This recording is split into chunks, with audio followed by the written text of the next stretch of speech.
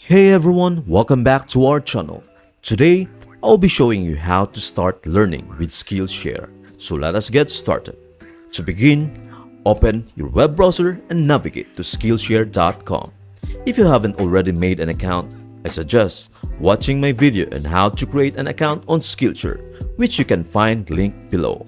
Once you have your Skillshare account, tap on Browse and you will discover a wide range of courses and classes available to explore.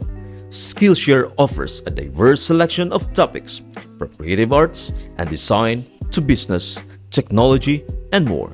Scroll down to explore the various categories and find what interests you or aligns with your learning goals. Once you have found a course that catches your eye, click on it to view the details and curriculum. You can see the course duration, instructor information, and what specific lessons are included. Now, you are ready to start learning.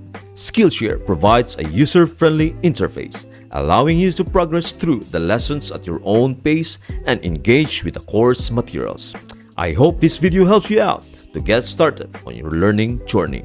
Thank you for watching and enjoy your learning experience on Skillshare. See you in the next video.